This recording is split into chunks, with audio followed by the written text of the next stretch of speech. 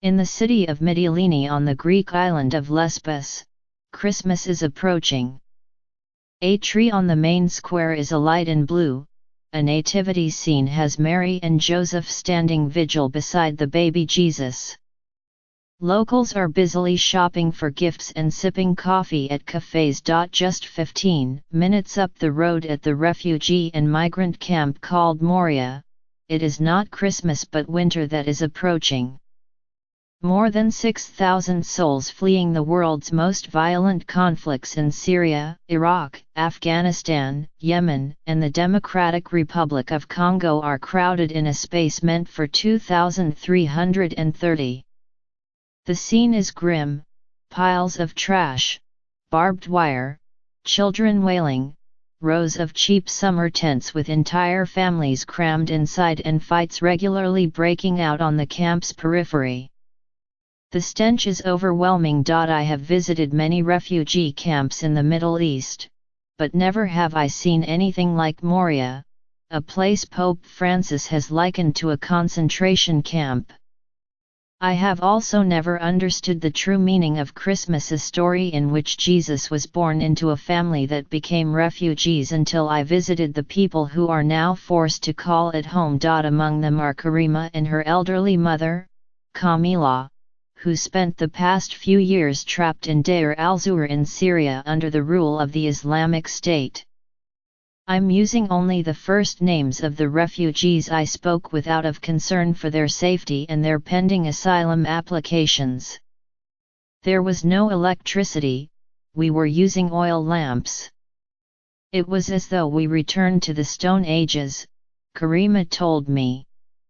Though they suffered terribly, we left because there were no longer doctors, hospitals, or health care, she said. Nothing prepared mother and daughter for Moria. If I would have known, I wouldn't have come, she told me. I would have died in my own country. Moria opened as a hot spot, or refugee processing center, in 2015. A year in which more than 1 million refugees streamed into Europe. Lay the blame for the squalid conditions in the camp on the 2016 European Union-Turkey agreement, struck to discourage refugees from taking the sea route to Europe.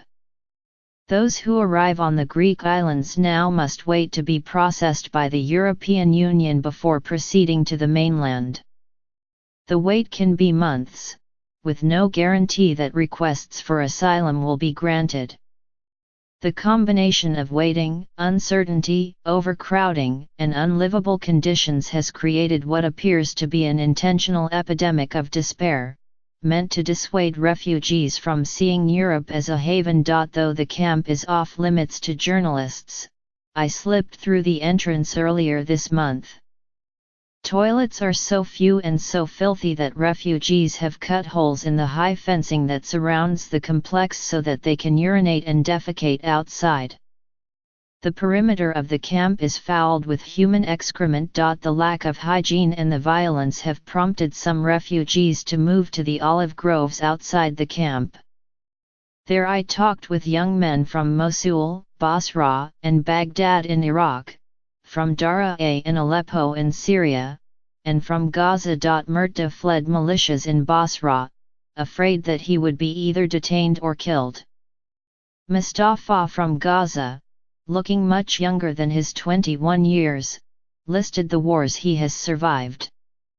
When I asked him about the crossing from Turkey, he boasted, "I wasn't scared.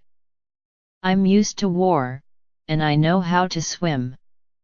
Anwar from Mosul spoke quietly. Older than his siblings, he traveled alone from Iraq last month and now helps to watch over many younger refugees. His family lived in Iraq for generations. Then came the month of June 2014, and our lives ended, he said. The Islamic State took over, and his neighborhood was destroyed by fighting. I don't sleep at night, because with the dreams are nightmares, he said. What we saw. Small children getting killed.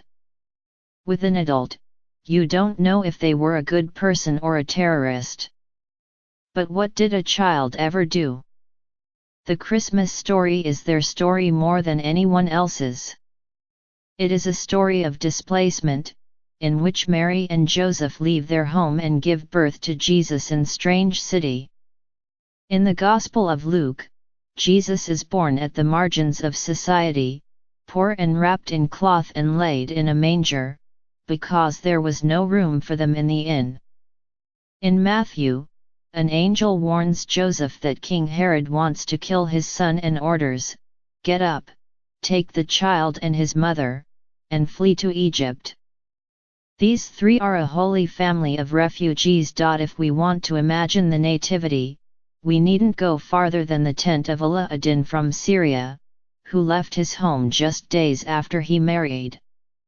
Now his wife is pregnant, and when I met them they were living in a tent outside of Moria, because there was no room for them inside. If we want to see today's flight to Egypt, we needn't look far.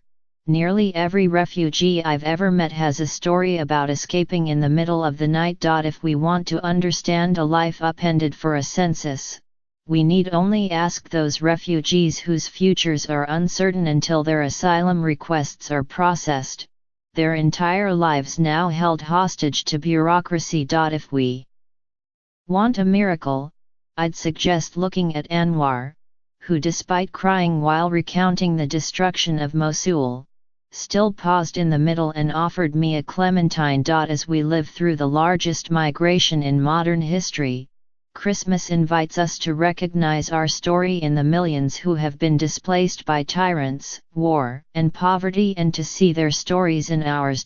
There is much at stake for them in our looking. If the people I met don't get out of the camp soon, they risk freezing to death. But looking at Moira can also teach us about what Christmas really is, a story of how our salvation is bound up in the lives of those who suffer most. Today Moria is Bethlehem. Those stranded inside are not humans to be disposed of, but Emmanuel, God with us.